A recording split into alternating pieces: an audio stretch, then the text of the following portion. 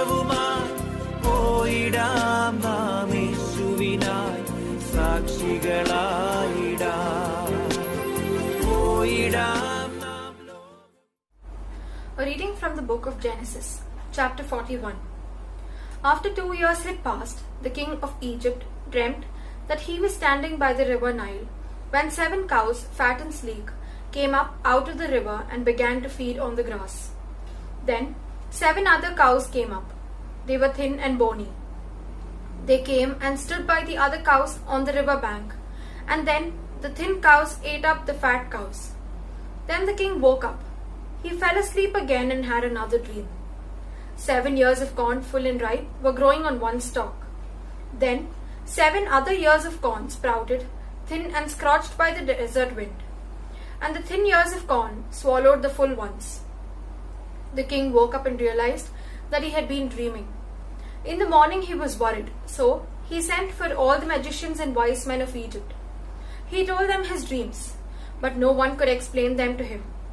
Then the wine steward said to the king, "I must confess today that I have done wrong.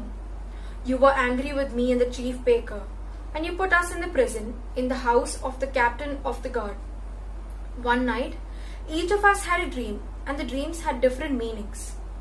A young Hebrew was there with us, a slave of the captain of the guard. We told him our dreams, and he interpreted them for us. Things turned out just as he said. You restored me back to my position, but you executed the baker." The king sent for Joseph, and he was immediately brought from the prison. After he had shaved and changed his clothes, he came into the king's presence.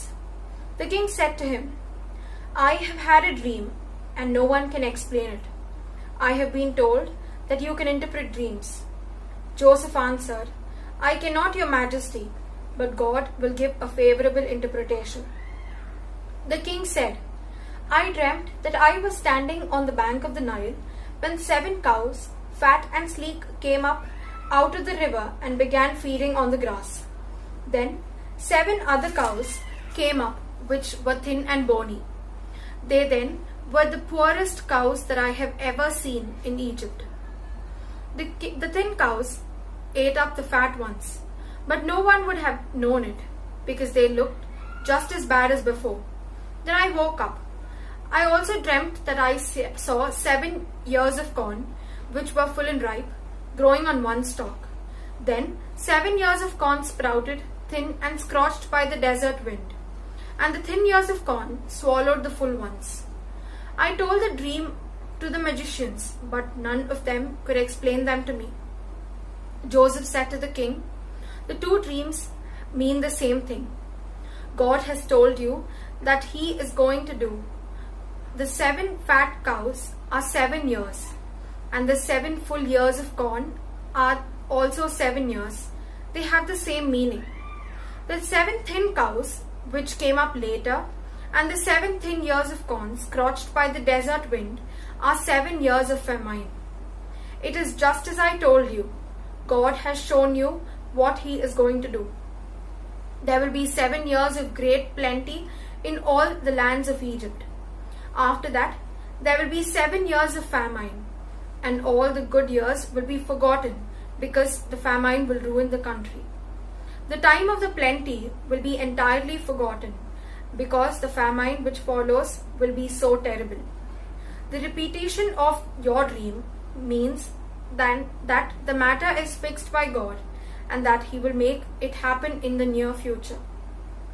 Now you should choose some men with wisdom and insight and put him in charge of the country. You must also appoint other officials and take 1/5 of the crop during the 7 years of the plenty.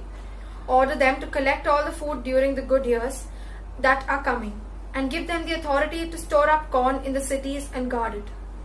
The food will be a reserve supply for the country during the 7 years of famine, which are going to come on Egypt.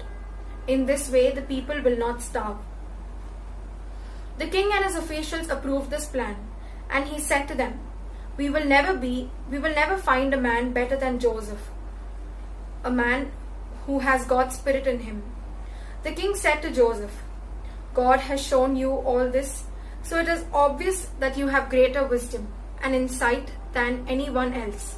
I will put you in charge of my country, and all my people will obey your orders.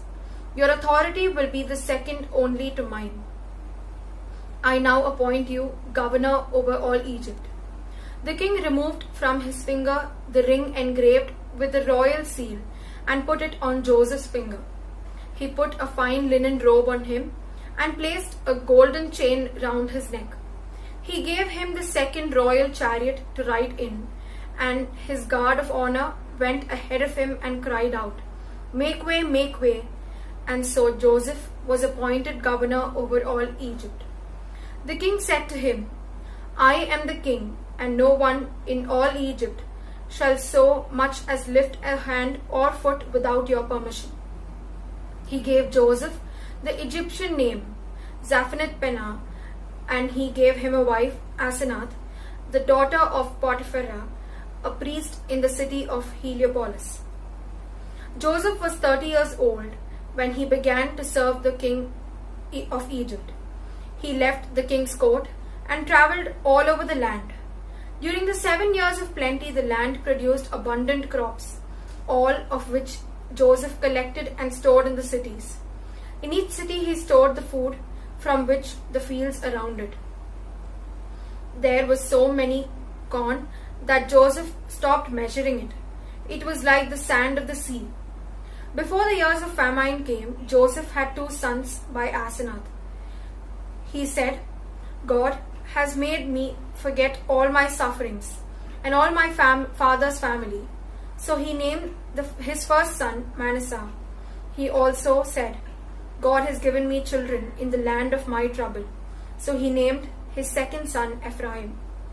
The 7 years of plenty that the land of Egypt had enjoyed came to an end, and the 7 years of famine began, just as Joseph said.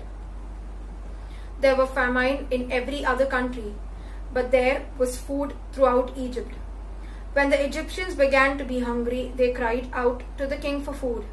So he ordered them to go to Joseph and do what he had told them.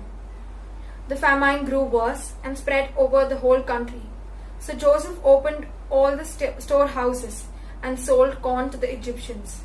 People came to Egypt from all over the world to buy corn from Joseph, because the famine was severe everywhere. പോയിടാം നാം ലോകം മുഴുവനും പോയിടാം